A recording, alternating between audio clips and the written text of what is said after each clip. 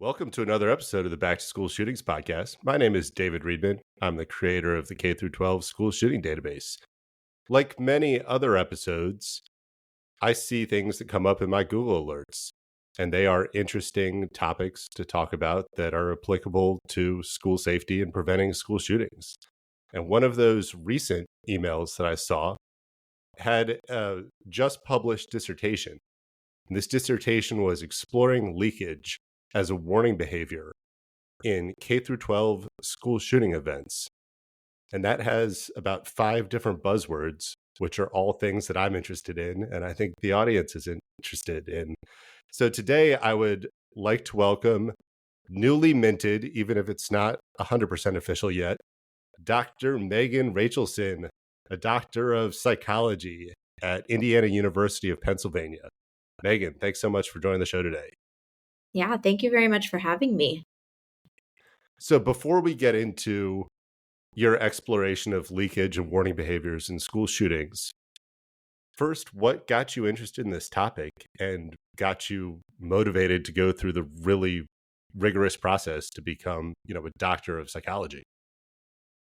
Yeah, so originally I'm actually from Canada, and up north in Canada, school shootings are thankfully, much rarer than they are here in the U.S. And so growing up, I remember hearing about all these school shootings that were happening. It was all over the news, and within these really horrific events, I often found myself really fixated on the details of the events and specifically trying to understand more about how and why somebody could do something like that. The behaviors that, on the news, they would talk about, like um, signs that the shooter might have exhibited prior to the act. I just found myself really interested in those details in particular, and so going forward into And graduate. what age were you at this point where you're getting really interested? Yeah, I think I remember it was Sandy Hook that obviously took up a really big space in the news, and so that was, I think, the first instance where I found myself going on like YouTube rabbit holes and just reading a lot about it. So And you were in I middle would have been. school at that point? I think I would have been in high school. High school. Yeah. I believe I would have been in high school, but probably like 14. So And I at the think that's interesting because we think about students as people that, exclusively are kind of the customers of being protected, but we don't realize that students themselves are actually very interested and very invested in this. I get requests from high school and middle school students that want the raw data from the school shooting database because they're in school. They're thinking about this every day. And I think it's fascinating to see kind of how early your interest in this peaked and where it led. Yeah. Yeah, absolutely. I think, especially for students who are in that K through 12 phase. And I mean, we know that the shootings happen in universities as well, but knowing that it could happen to you at your school, to your own peers, I think adds this element of, you know, there's like a personal element to it that I'm sure piques a lot of interest and probably in the hopes of preventing these acts. But yeah, absolutely. I think that, students are interested in this information as well. So then how did you make the decision that it was going to be, your entire academic journey was going to be focused on studying psychology, culminating in a very detailed study of warning behaviors before school shootings? Yeah, I always kind of knew that I wanted to pursue clinical psychology. I wanted to work with individuals, practice the psychology through assessment and therapy. Um, Focusing this as my research topic took a little bit of tweaking. I began working with my chair, Dr. Mark McGowan, who has background in school violence and risk assessment, and we started talking about ways that my research could actually help with prevention of these instances, and specifically being so interested in those behaviors that the shooters exhibit prior to these acts. We started to look at Dr. Reid Malloy's research. I'm sure you're familiar with him, a forensic psychologist, and one of the really significant contributions that he's done to the field, which really shaped part of my research, was his development of the typology of warning behaviors. So he identified 8 observable warning behaviors that often precede these acts of targeted violence. And so looking at how he had kind of created these 8 types of warning behaviors, I began to be fixated on one of them, which was leakage, partially because it was so vague. The definition of leakage is the communication of the intent to do harm to a third party. And I remember the first time I read that, I was like, well, what the heck is that, right? Like, what is a third party? The communication, there's like, it could take place in so many different forms. And so I dove a little bit more into that, and then actually learned a little bit more about Dr. Peter Langman and his work, which focuses a lot on these shooters and the behaviors that they engage in prior to these shootings. And then he created this typology of leakage. So it was like, these 8 warning behaviors that have been identified by Dr. Malloy. And then within that, leakage was further broken down into 6 subtypes by Dr. Peter Langman. And so realizing that we could really get nitty gritty into the identification of all these behaviors that these shooters will exhibit prior to the act is what made me start to be interested in focusing and kind of narrowing in more on, leakage specifically, and how detailed can we get with identifying the behaviors that they're engaging in. And with leakage specifically, what stood out as being more or less important than those other 7 factors? It's funny that you said you fixated on leakage, because I'm pretty sure fixation is one of those 8 elements as well. So I think what can be really complicated for somebody who's outside of the realm of kind of clinical psychology is, first, we've got some really obscure terms. We don't really know what they mean. We don't really know how they interrelate together. Why would it be really important, say, for a school principal or somebody on a threat assessment team listening to this to really key in and pay attention to the leakage rather than kind of other types of warning behavior? Yeah, it's a really good question.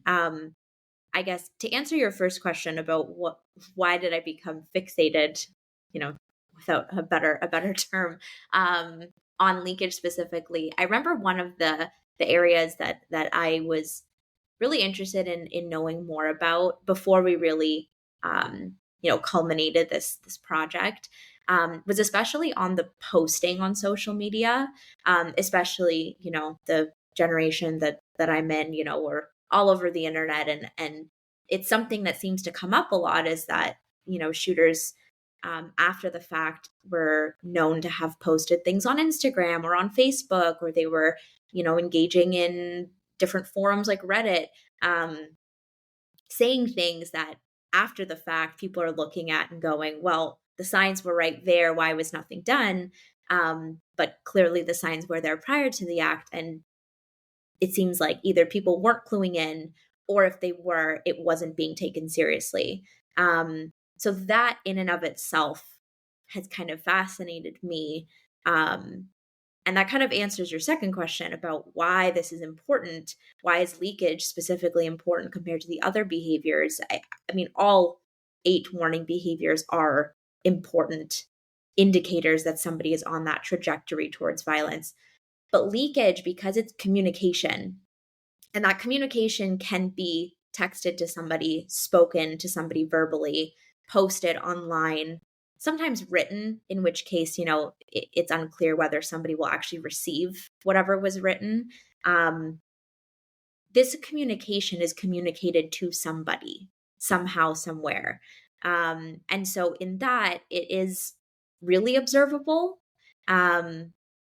And so for an individual on a threat assessment team, or a principal or an educator, or even fellow students, I think, who sometimes are on the receiving end of that communication, I believe that it's really important for people to be aware of how predictive leakage is in this violence, because it should be taken seriously. And if you are either on the receiving end or you see this communication posted online somewhere, uh, it's something to absolutely take note of and notify somebody who can ultimately do something about it and intervene. And a common misconception that I hear repeated quite a bit is that school shooters are planning in secret, that this came out of nowhere, that somebody snapped and all of a sudden committed a shooting. Those are all myths. Those are all incorrect. The pattern is that there's kind of an escalation over months or years. Yeah. It's usually communicated repeatedly because this is a teen who is in a period of crisis. They usually are suicidal. They usually have specific grievances that they're fixating on. And they are making very public statements about that because they're looking to be heard. They're looking for attention and hopefully some sort of response before they get to the point of committing violence. A lot of the other warning behaviors are something that could be kind of completely private and internal to a person. You wouldn't necessarily know that somebody's developing that without being able to do a really detailed interview or get a lot of kind of life history information or things like that. But the leakage and making kind of specific threats is a public communication that is intended to be heard. And we just need to hear it to then take action. I think what's interesting in your research as we start to get into your dissertation is you found some correlation between the volume of that communication and the severity of the violence. So take me down the path to how did you really come up with your research question and decide what you were going to focus your dissertation on? Yeah, I mean, I think everything you just said definitely hits it right on the head. Leakage is identifiable and it's, directly observable. Um, so the main goal of my study was to understand how leakage relates to the severity of these school shootings. So specifically, when we're defining like how severe a school shooting is, we're really looking at the lives impacted, right? So for my study specifically, we're looking at victim count, and victim count in the case of my research could be an individual either wounded or killed. We could have just stuck to the definition of severity as being number of victims killed, but I think individuals wounded from the act uh, give us a better scope in terms of like looking at the whole scale of severity rather than immediately jumping to victims deceased. So in building the research question for my dissertation, it was really to try to develop a study that could be feasibly done for the sake of my dissertation, right? So I could actually finish and graduate, and still find data and results that could be meaningful and impactful. And so, really looking at this relationship between leakage and how much leakage a school shooter is engaging in prior to the act, and then how severe those instances end up being, could give us a pretty clear indication as to how important leakage is, because the literature is already telling us leakage is important. There's tons of research already out there that's saying we know leakage is happening, we know it's an important indicator. So the goal was really to try to take it a step further and say, okay, if leakage is important and we know that, can we better use leakage in these threat assessments, in educators, in mental health professionals? Can they have a better understanding of leakage so that when it's happening, we can better prevent these acts of violence from happening, especially if we know they're leading to more severe outcomes? And so the question really was, does leakage lead to more severe outcomes in these acts of violence? And how did you go about quantifying leakage when you have kind of such an ambiguous term? Like what what did you decide on as your definition for what leakage is, and then how did you quantify the cases of it? Yeah, that was a really tricky part. So we used Dr. Langman's typology as kind of the framework for going through and actually like qualifying what leakage was going to be. So we broke down leakage into those 6 types, and that Peter Langman has identified. And then I actually created a manual that I used and my other raters used as we are going through the data to pretty much go through every single type of leakage and identify whether it was present or absent in each case. So there was a lot of reading, a lot of digging to do. We stuck to only publicly available information. Uh, so pretty much going and using credible news sources that were available through Google for each case, and using my coding manual to then walk through step by step with all the data that exists on any given case. Is each type of leakage present or absent? And if so, how was this leakage being presented? Was it written? Was it spoken? Was it posted online somewhere? Was it texted to somebody? The manner in which that leakage occurred, we were also tracking. And so, roughly, how many cases did you find that fit your criteria? And then, what was the kind of consistent amount of leakage across those different um, types defined by Langman that you ended up finding? Yeah. So the number of cases that fit my criteria were 51. And we And used that's your. phenomenal because, as we talked about in a recent episode, there's been so much research on the same 10 incidents, and every time you open up the aperture, you end up first having more powerful findings by using more cases, and then you can have stronger statistical analysis with more cases. But you also start to look beyond the realm of just the ones that were headline news. So you've got your 51 cases. What was your time period for that?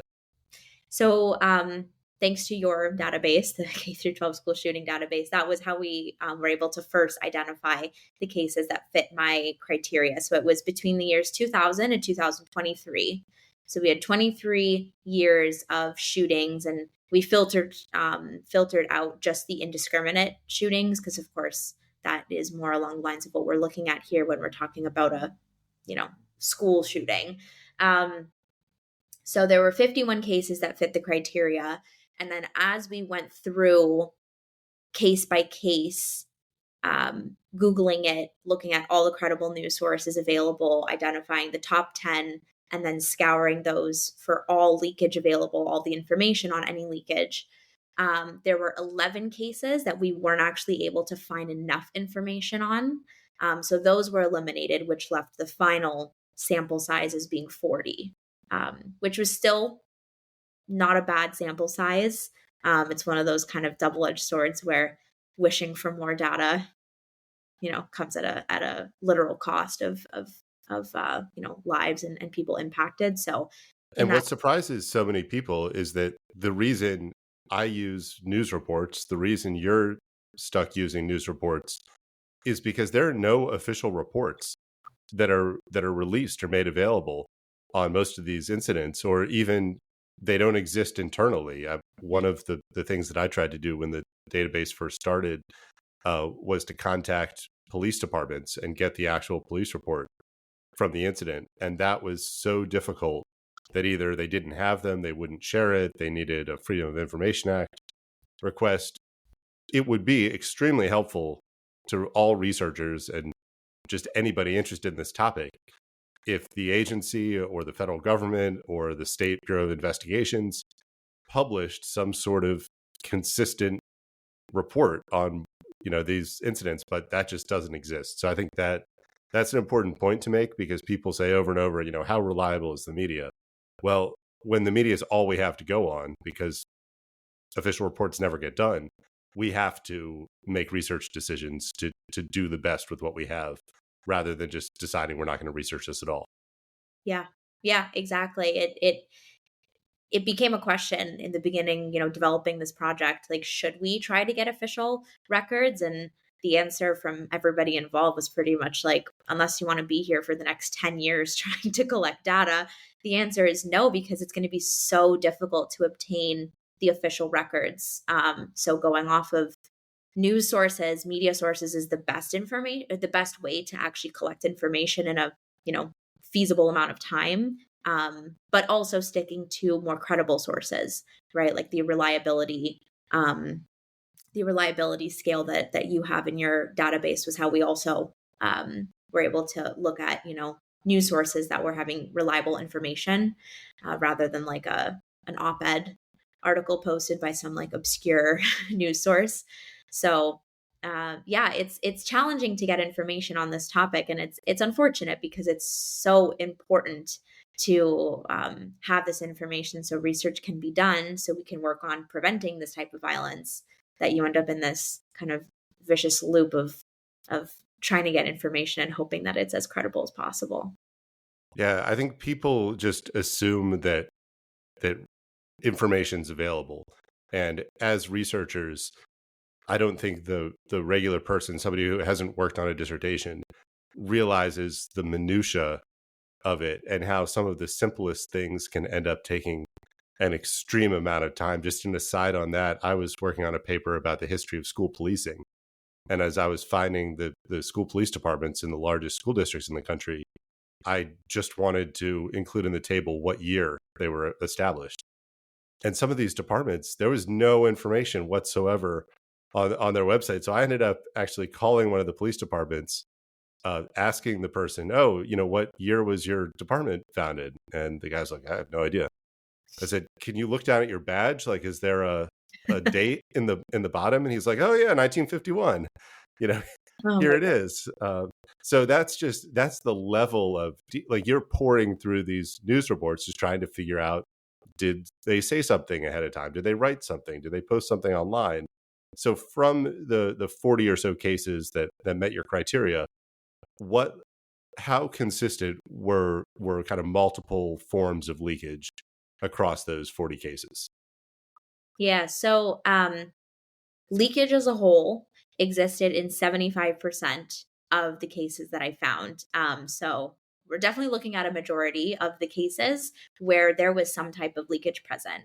And that number aligns with percentages that we see across most other research. It varies, depending on what sample they're looking at. But generally speaking, we're looking at between 60 to 90% of mass violence where there is leakage present. So in school shootings from between the years 2000 and 2023, 75% of these cases approximately included leakage.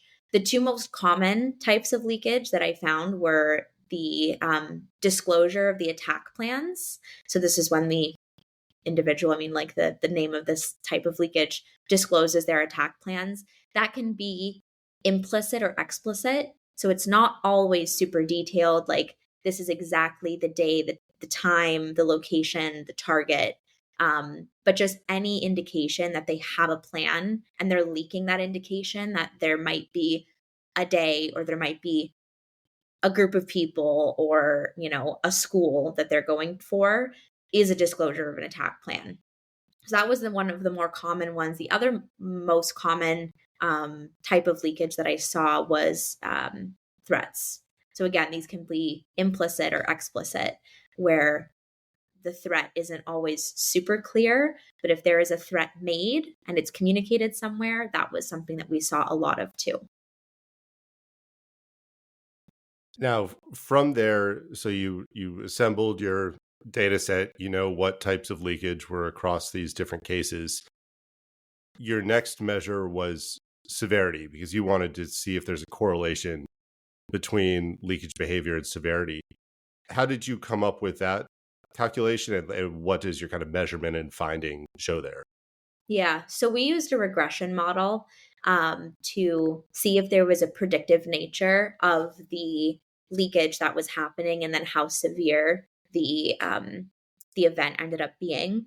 And what we found was that the amount of leakage the amount of different type of leakage did predict how severe the attack ended up being. So pretty much what this is saying is that how much leakage there was did impact how many victims there were in the shooting. So the more leakage that was happening, the more severe the school shooting.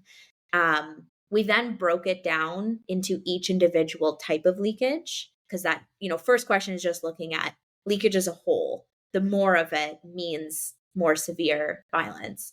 When we broke each type of leakage down, because I really wanted to see, is there, we know that disclosure of attack plans and threats made are happening most often.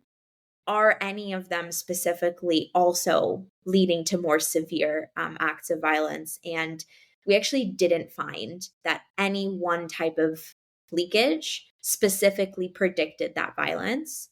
The model as a whole instead was predicting the severity of these school shootings. So what this is really telling us is that it's not necessarily what kind of leakage is expressed by these school shooters. Rather, it's how much leakage that is expressed is really what seems to matter here. So it's not the specificity of the plan, it's the fact that somebody is disclosing a plan, they're posting on social media, they're telling others. So if they're expressing their desire to commit violence in lots of different ways, that's a strong predictor of a higher casualty event. Yep. Yep. And that makes sense. One of the things that I've looked at in detail is some of the manifestos and planning documents from different school shooters. And there's a big difference in what they aspire to do, the level of planning they have, and then what actually happens during the incident. And I mean, if you hear like the military cliches over and over that, you have a battle plan until the bullets start flying.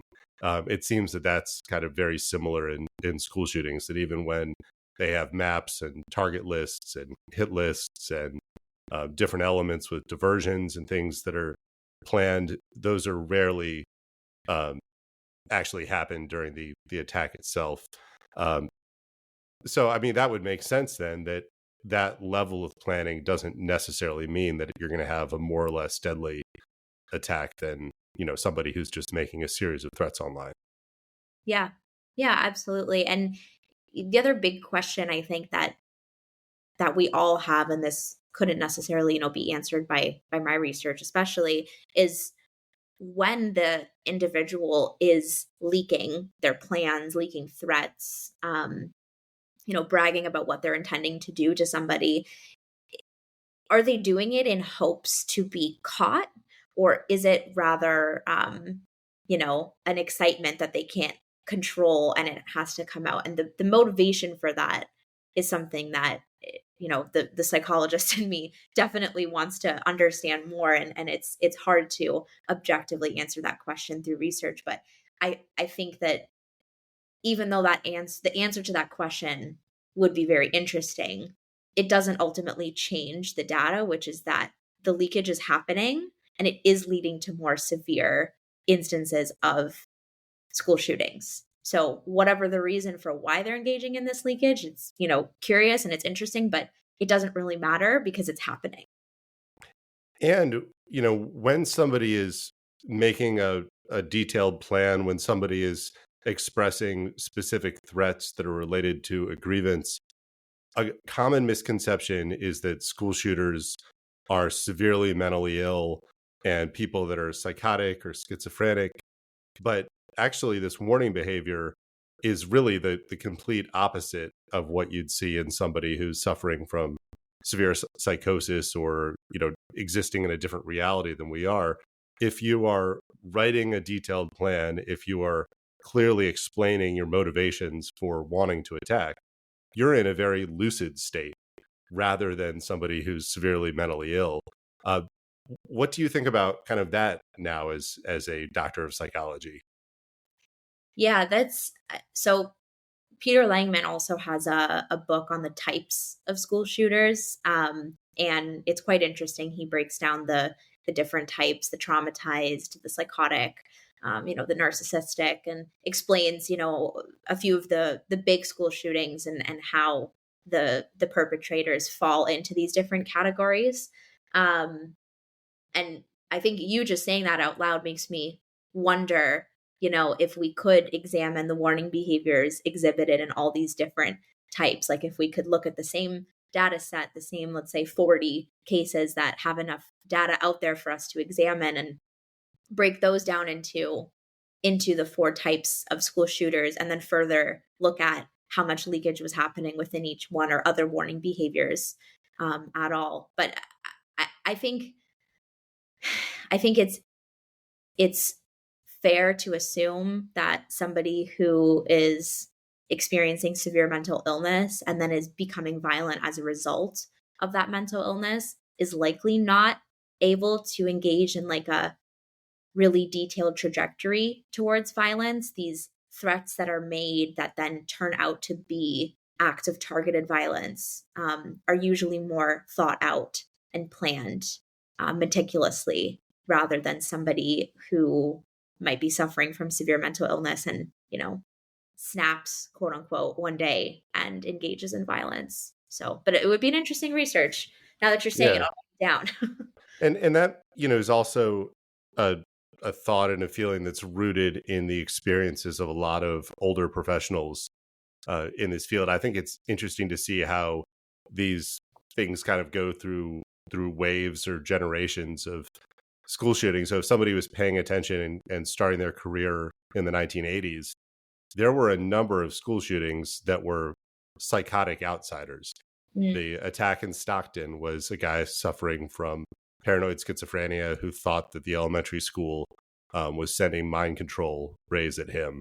A couple of years before that, there was a woman who was babysitting, and she had, babysitted the same kids forever. And, all of a sudden one day she burned the house down and then went to the elementary school and told the kids in the elementary school that she's there to teach them about gun safety, and just starts shooting in the classroom. And she was having a manic episode. And that, if those were the types of incidents that kind of rooted your kind of formative thoughts about school shootings in the 80s, and then, the rest of your career could be looking at, kind of similar things. I think when we look at our kind of newer generation of school shooters, they are usually bright, usually, socially connected. They are active online. They're active with peers, and they have very specific grievances. And those grievances never get resolved, and they end up getting worse. And they build that into this fantasy where the only way that they can ever be heard and kind of right the wrongs made against them is to commit these mass shootings. But that is somebody who's existing in our reality in a clear, cognitively sound state, not somebody who's psychotic. Yeah, absolutely. I think it's also, I just finished my my predoctoral clinical internship, and 6 months of it were in a state hospital where I really worked with severe individuals with severe and persistent mental illness. And there's absolutely this misconception, especially among the public, that people with severe mental illness are violent. And it's absolutely not the case for most individuals with severe mental illness. And I think that talking about these, school shootings and any type of misconception that they might be somebody who is suffering from a psychotic episode kind of perpetuates that narrative as well. And so isolating it and being able to say that not everybody with severe mental illness is going to become violent and engage in a mass shooting attack. And that there are some individuals who commit mass shootings who might be mentally ill, but we actually see that, especially today, most are not. I think that's an important differentiation, especially to help reduce that stigma. Yeah, what we see over and over with school shooters is they're depressed and they are actively suicidal. Those are two mental, diagnoses that are different from somebody having severe mental illness. So lots of people are depressed, lots of people are suicidal. There's a thin line between suicide and homicide. Sometime in the school shootings in our current era are usually these really violent public suicides where there were, months or years of warning ahead of time where somebody was asking for help. And that's that leakage that you've really documented and quantified here. If anyone listening is part of a threat assessment team, is a school administrator, a teacher, how can your findings be kind of operationalized, and where would you want a professional working in this field to go from your research? Yeah, I think first and foremost, just being aware of what leakage is, and being able to pay attention and spot it, and letting as many people know what leakage is, and that it is something that people should be paying attention to, I think is probably one of the most important things, because we know it's happening. And, like we said a little bit earlier, there's a lot of cases where kids are coming forward and saying, "Oh yeah, I saw that so and so had posted this online, and they actually texted so and so or Snapchatted this picture." And all these things come out after the fact, and nobody had brought it forward or taken it seriously enough when it was happening. So I think awareness is probably one of the most important things, because if more people are aware of what leakage is and its relationship to these school shootings, I think that that's probably step one in prevention. Specifically from the results of my research, I think that we should be paying attention to the variety of ways that leakage can show up, right? So, yes, the presence of leakage in and of itself, absolutely, we need to be paying attention to. But like my research highlighted, that the more leakage there is, the more severe these acts of violence tend to be. Somebody, a student, let's say, who's expressing violent intent, that took place in a verbal comment they made to their peer. And then they also wrote out a plan that contained a map that a teacher took away at school one day and confiscated. And then there was a post made online. This culmination of acts of leakage indicate that there is higher risk of somebody actually carrying out this act, and also the act being more severe. So being aware of leakage, paying attention to the variety of ways that some students might be demonstrating this leakage, and I think in the threat assessment area, moving beyond just like a checklist threat assessment, right? Like, did they engage in leakage? Yes or no? Okay, if we check off yes, that's wonderful. But my research is showing that the more leakage and the more different types of leakage actually is going to lead to a more severe act. I think from the threat assessment standpoint, we also need to be looking at how much, in what ways, to whom was this communicated to. So going in a little bit more detail into the leakage, if we are spotting it, I think is something that everybody involved can pay attention to ultimately prevent these school shootings from happening. So if you're a school administrator or somebody on a threat assessment team, and you start to get some information about, a tip from a student that their classmate was, they overheard them talking about committing a shooting. And then once you look into it, you see that there were some social media posts that, maybe loosely related to a school shooting. And then you see that there is, a private chat that this student's part of that's focused on school shootings. And then you see that they have a journal where the journal doesn't have any, specific threats, but it's got, some pictures of the school, and it's got kind of some rough timelines and things like this. Now you've got 4 different elements, even though none of them are specific. Based on your findings, that would be a situation that now you really, really need to pay attention to, even if you don't have a lot of details to go on. Yeah, precisely. And, I think while it would have been really powerful to have been able to say this one type of leakage was actually the biggest predictor of severe violence, and we weren't able to answer that because, based on my data, the answer was no, that one type of leakage was significantly predictive of violence. I think that the takeaway actually is broader and more powerful, which is that it's the accumulation of these behaviors that is actually increasing concern. It's not one single warning sign. It's not one single type of leakage. It's the culmination of types of leakage, of warning behaviors that tell us with a, huge red blinking neon sign that somebody is on the trajectory towards violence. And that's a new finding that's different from a lot of the training, either formal or informal, that school police officers and people involved with threat assessments do. My dissertation, which won't be published until this fall, is looking at a sample of 240 school police officers and how they assessed a series of school shooting threats, and then giving those same threats to different AI large language models and seeing how they assess those threats and looking at the variance and commonalities and ratings between them. What's interesting is in the narrative details, there were a lot of police officers, human police officers, who consistently assessed the threats as very low severity. And in their narrative comments, they made statements like, there's no mention of a specific time or date, or this seems to be an obscure statement, so it's not something to take seriously.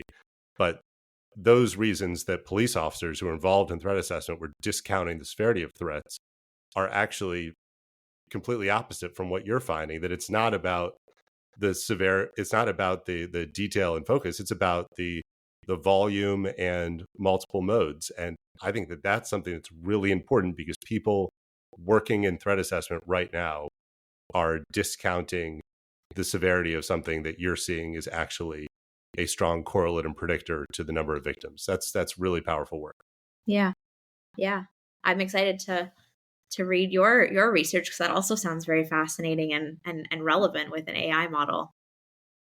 We'll see. I still need to defend it this fall, but the draft is finally done. That's been a very long process. So maybe we'll do a reverse podcast in 6 months. Since you're the expert on this, you can interview me about the findings. Sounds good. Are there any other takeaways from this that you would want to share with the audience? And what are your plans next? You've got a postdoc coming up, right? Yes. Yes. I think, to really sum up the findings of this, leakage is important, and we know that. And I think if there's one thing to take away from this, it's that administrators, educators, students, clinicians, we often hear about something that happened or something someone said, and it can be very challenging to know how to interpret it or whether it's important to escalate it. But I think that it's really important to not brush these things off as just a joke or somebody being an attention seeker. And if something is said or posted or written, tell somebody, alert somebody who it should know. I think that's, leads to another thing of, do students know who to report these things to when they come up? That's another question, another podcast. But tell somebody. I think that that's probably the biggest takeaway from this, is that it is important. And my next plans, I'm going to continue working with my dissertation chair, Mark McGowan, and we're going to try to tweak this and see if we can get it, published into a journal. The first big important step was just getting this dissertation completed and defended. But next, I think we would really like to get this research out there for even more public consumption and see what comes next from it, because there's, of course, practical findings here. I'm starting my postdoctoral fellowship in August at a practice just outside of Boston, where I'll be doing mainly neuropsych assessments, a little bit of a shift away from my research, but, also a important and practical area. So more to come. Well, that's phenomenal. Thank you so much for your time today. In the show notes, I'll have a link to the dissertation, and hopefully there will be papers coming out that are more digestible in the future. But for anybody who's interested, you're able to look through and see the methods and see the results and the findings and the recommendations. So there's quite a bit of information in there. So Dr. Megan Rachelson, a brand new doctor of psychology from Indiana University of Pennsylvania. The dissertation, Exploring Leakage as Warning Behaviors in K through 12 School Shooting Events. Megan, thanks so much and have a great day. Thank you very much. You too. Thanks for having me.